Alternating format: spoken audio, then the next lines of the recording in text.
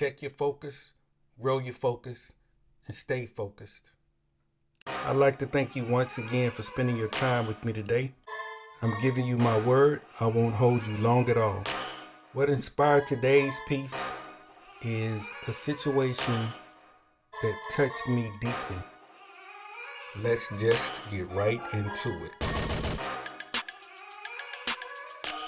On December 4th, 1969, a young man by the name of Fred Hampton was asleep in bed with his beautiful young wife, who was 9 months pregnant with his baby boy.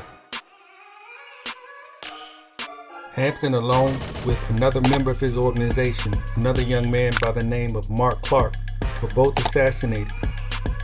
In all of my research, I still have yet to find the crime that either one of these young men had been accused of to warrant such a merciless death, or even the type of military-style raid itself.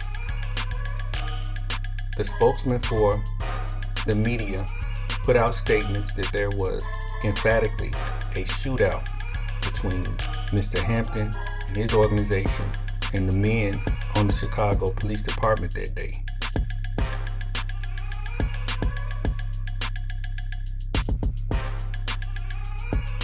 Upon further investigation by Mr. Hampton's organization and other independent parties, facts revealed that there was, in fact, no shootout at all.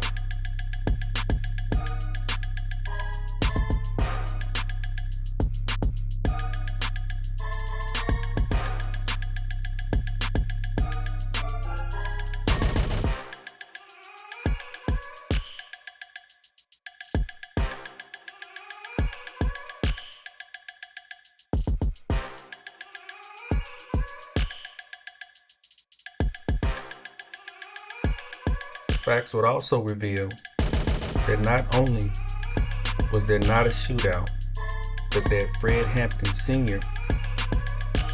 was unconscious, asleep, thought to have been drugged by a spy in his organization while lying next to his beautiful young wife, Deborah Johnson, who for obvious reasons would later change her name to Akua and Jerry. After the gross injustice that happened December 4th, 1969, West Monroe Street, Chicago, Illinois, where Akua, aka Deborah Johnson, who was 9 months pregnant with his young prince at the time, during an interview, revealed that she was actually removed from the room while the officers at that time on the Chicago Police Department went into the room and he was asleep, unconscious, and fired bullets into his head, ensuring that he was dead, based on a statement she heard from them, which, quote, said, "He's good and dead now."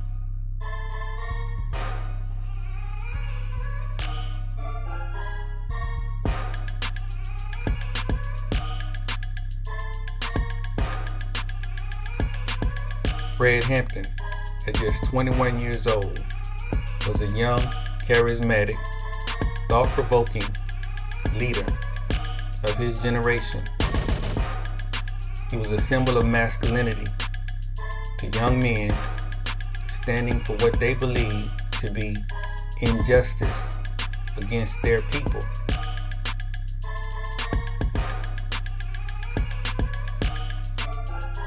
He believed that an injustice against his people was an injustice to all people. One of his famous quotes was that you can kill the revolutionary, but you will never kill the revolution.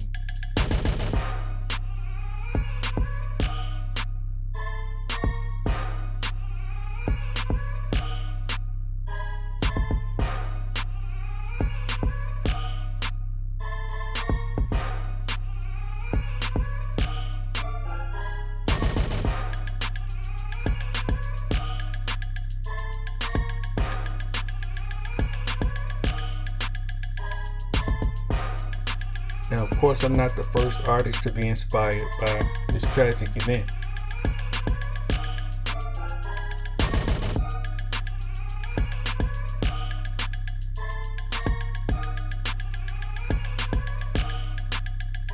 December 29th, 1969,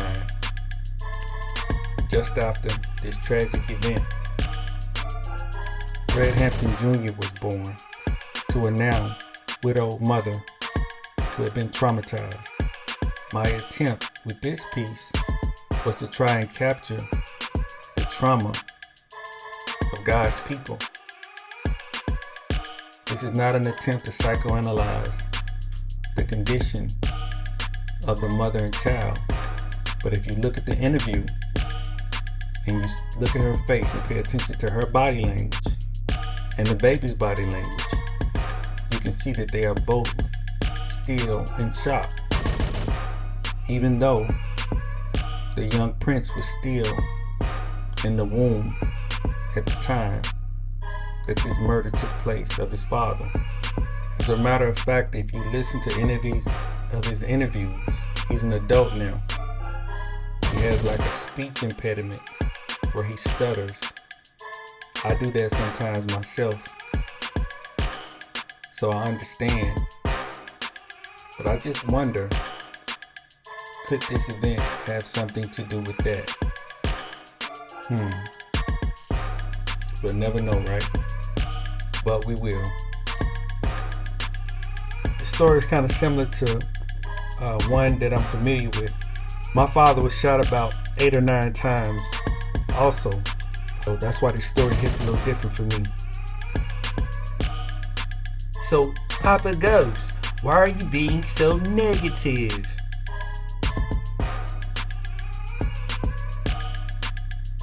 Well, if that's your question,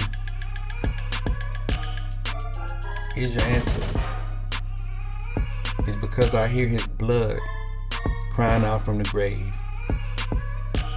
And I see his beautiful wife and child still left behind to suffer.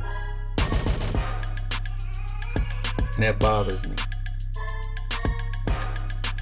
And if it bothers you, please help promote or support this brother and what he's doing to carry on his father's legacy.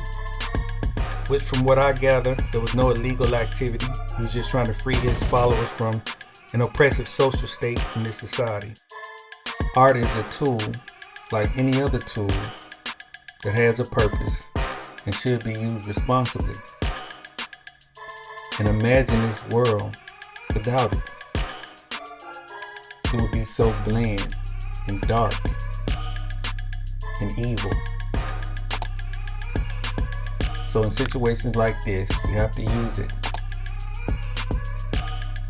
to let the truth be seen and be known so that we can learn from it and grow. Now, if you are a student of world history or American history, you can do your own research about this gross form of injustice. Alright, let's pay the bills. If you'd like to see any of my work on your favorite t-shirt, jacket, iPad cover, duffel bag, coffee mug, or whatever it is, just reach out to me at papavision@yahoo.com or visit the website. You can also get prints of my work, but unless you are an art connoisseur or a collector, it's going to be kind of pricey for an original. Come on and spend some money with the Ghost. I guarantee you, you are going to be satisfied. My favorite are the white hoodies and the white sweatshirts. Summertime, the black t-shirts. Yeah, so shop with the Ghost.